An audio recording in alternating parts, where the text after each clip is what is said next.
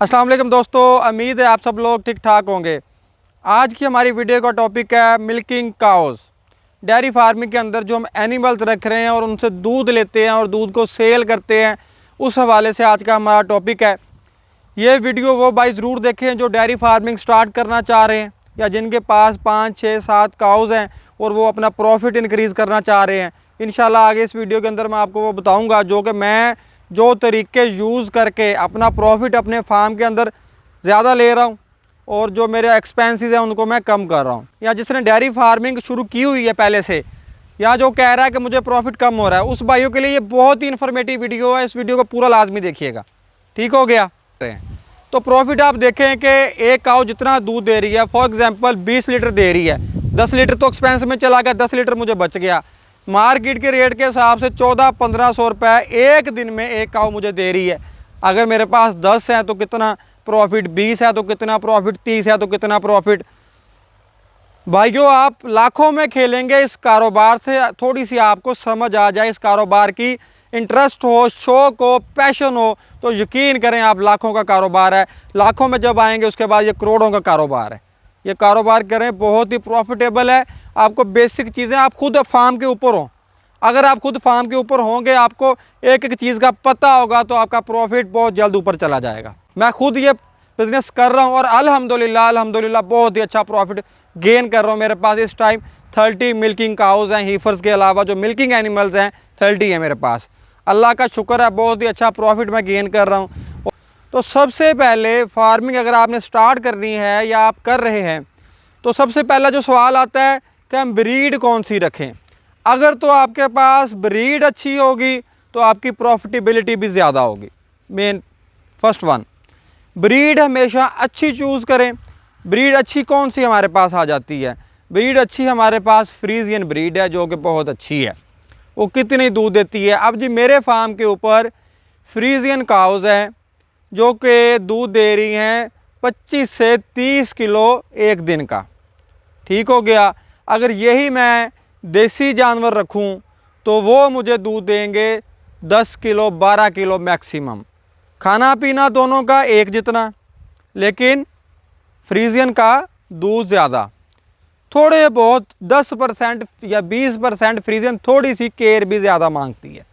तो हमने वही चीज़ देखनी है कि अपने फार्म के ऊपर हमने ब्रीड जो है वो अच्छी रखनी है। अब हमारे फार्म के ऊपर जो ब्रीड होगी वो अच्छी कैसे होगी? मैंने अपने फार्म के ऊपर ब्रीड को अच्छा इम्प्रूव कैसे किया है? सबसे पहली बात, आपके पास इंसेमिनेशन वाला जो कंटेनर है जिसके अंदर सीमन्स होते हैं वो आपके पास अपना होना चाहिए, जिसके अंदर आप जो भी सीमन से इम्पोर्टेड सीमन जो मंगवाते हैं वो आपके पास पड़े होने चाहिए अपने कंटेनर के अंदर। जैसे ही वो आप अपने एनिमल्स को क्रॉस करवाएंगे या वो सीमन्स रखवाएंगे तो जो आगे ब्रीड आएगी वो ब्रीड अच्छी आएगी। F1, F2, F3 वो ब्रीड आपके पास अच्छी आएगी। जैसे ही वो ब्रीड अच्छी होगी, उनकी मिल्क प्रोडक्शन अच्छी होगी और आपकी प्रॉफिटेबिलिटी माशाल्लाह बहुत अच्छी होगी, ठीक हो गया।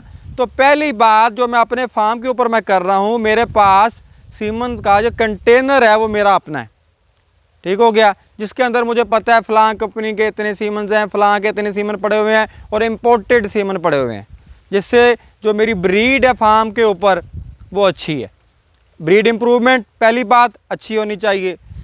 दूसरा, जब भी आपने डेयरी फार्मिंग स्टार्ट करनी है या आप कर रहे हैं, आपका मेन जो पर्पज़ क्या है कि हमारा प्रॉफिट बढ़े, हमें इनकम ज़्यादा हो, हमें इनकम अच्छी जनरेट करें। वो कैसे होगी? वो हमने एक चीज़ ये करनी है, हमने अपने एक्सपेंसेस जो हैं वो कम करने हैं, ठीक हो गया भाइयों। एक्सपेंसेस अब हम अपने कैसे कम करेंगे? हमारे एक्सपेंसेस वाली चीज़ें कौन सी हैं? पहली चीज़, हमारे एक्सपेंस की जो चीज़ है हमारे पास वो है वंडा, ग्रीन फोडर, साइलेज। ये जो चीज़ें हम अपने जानवरों को फीड करवा रहे हैं, अगर हमें इनकी कॉस्ट ज़्यादा पड़ रही है तो ज़ाहिरी बात है हमारा प्रॉफिट कम हो जाएगा, ठीक हो गया। तो हमने कोशिश करनी है कि हमारा जो प्रॉफिट बढ़े, ये चीज़ों को हम कैसे इस्तेमाल करें कि जो मैं अपने फार्म पे इस्तेमाल कर रहा हूँ, आप लोग भाइयों के साथ में शेयर करता हूँ। अब आप साइलेज को ले लें।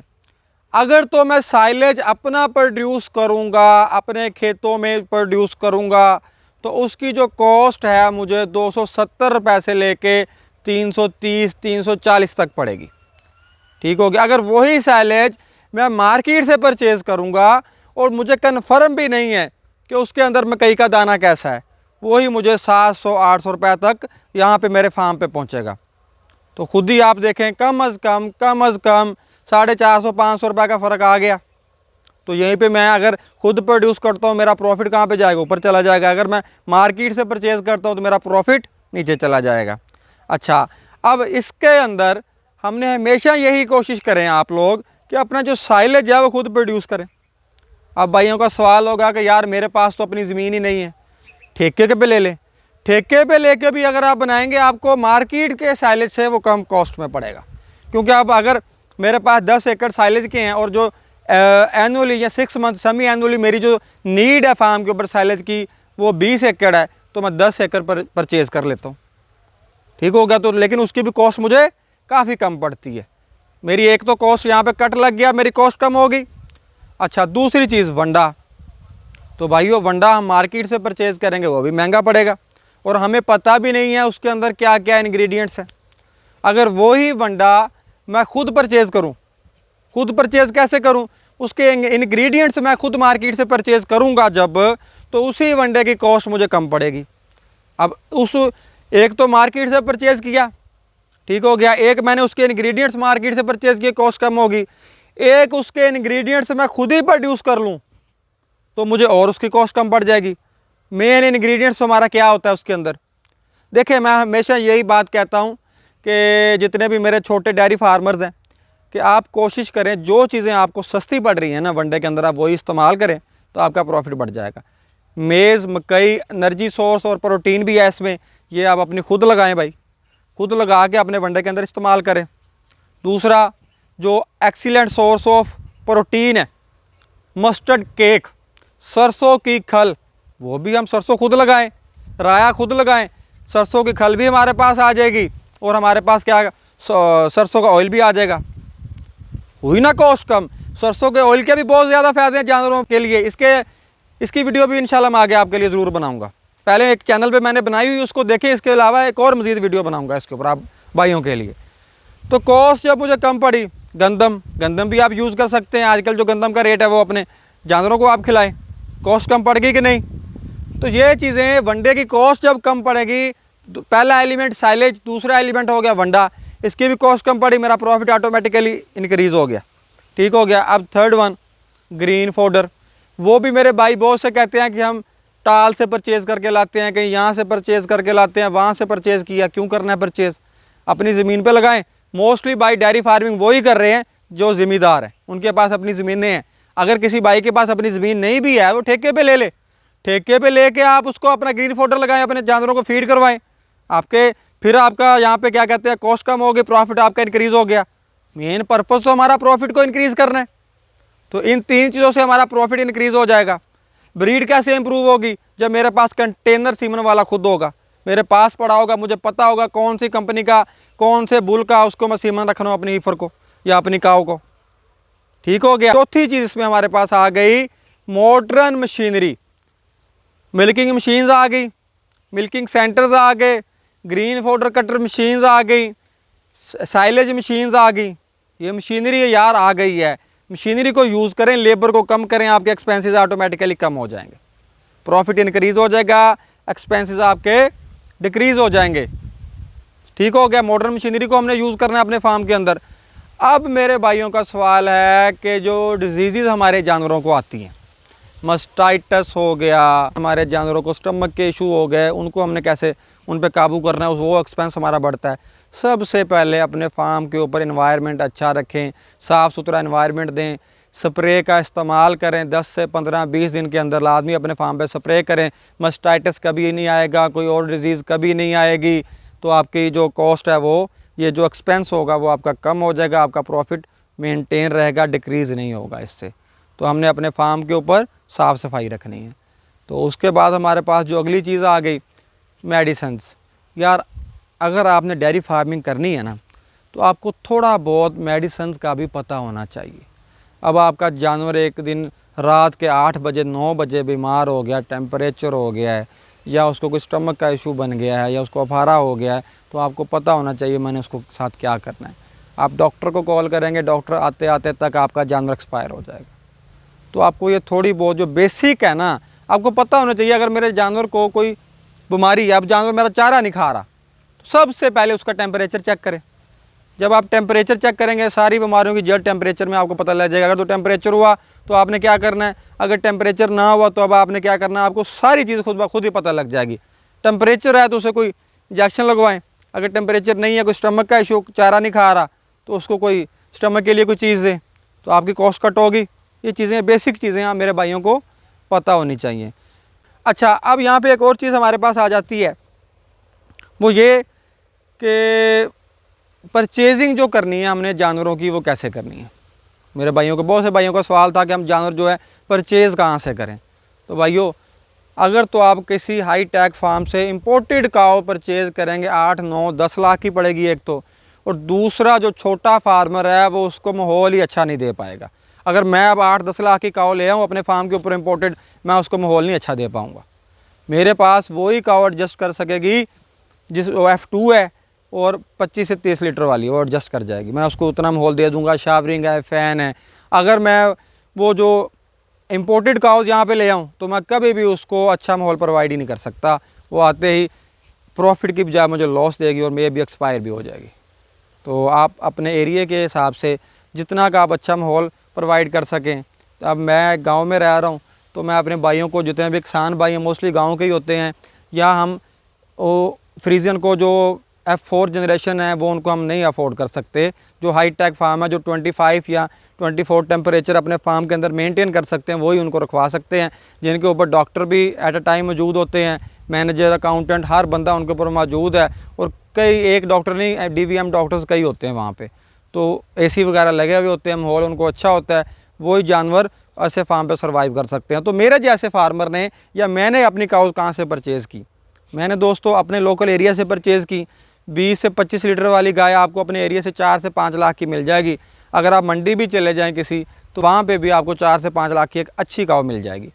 तो आपने कोशिश करनी है, जब भी आप काव लेके आएँ तो फ्रीजियन में लेके आएँ, फ्रीजियन क्रॉस होनी चाहिए, उसको लेके आएँ फार्म पे। आगे जब वो उसको प्रेग्नेंट हो या क्रॉस होने वाली हो जाए, तो उसको आपने कोशिश करनी है, सीमन जो है कंटेनर आपके पास अपना हो, फ्रीजियन उसको जो है सीमन इंसेमिनेशन करवाएं। इंशाल्लाह जो आगे ब्रीड आएगी वो अच्छी आएगी।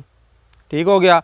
अब एक और बात कि मैं अपने फार्म के ऊपर जो बछड़ियाँ हैं, जो छोटे काफ बछड़ियाँ, उनको मैं तैयार कितनी देर में कर रहा हूँ। आप लोगों के लिए बड़ी इन्फॉर्मेटिव चीज़ है, आप भी सुने और इंशाल्लाह आप बहुत फ़ायदा उठाएंगे और दुआएं देंगे।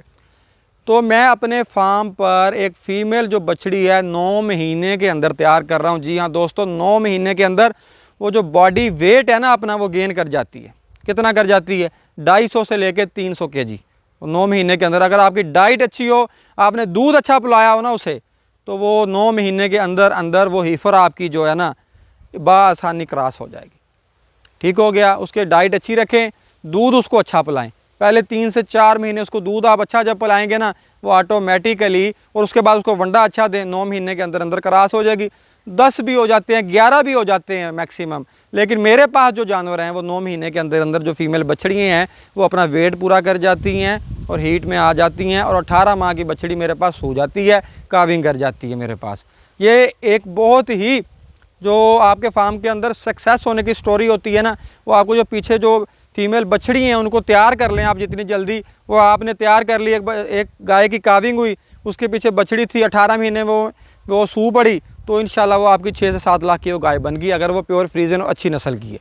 तो एक आपका एसेट भी बढ़ गया, और आपको जो मिल्क की प्रोडक्शन है उसकी जो मदर से आपने ली है, मिल्क में भी प्रॉफिट हो गया, और उसकी जो पीछे एक जो क्या कह रहे हैं कि वो बछड़ी है वो भी तैयार होगी। तो ऐसे आप प्रॉफिट जनरेट कर सकते हैं। तीसरा जी, अब हमारे एक फ्रीजियन काऊ को अंदर एक्सपेंसेस कितने आ जाते हैं एक दिन के अंदर। मेरा भाई के बहुत से भाइयों को सवाल होगा कि आपने सारा कुछ तो बता दिया, एक्सपेंस नहीं बताया कि एक काऊ एक दिन में कितना खा जाती है। अगर एक काऊ भाईजान आपको एक दिन के अंदर 20 लीटर दूध दे रही है, 22 दे रही है कि 25 दे रही है, तो उसका हाफ जो है वो खा जाएगी।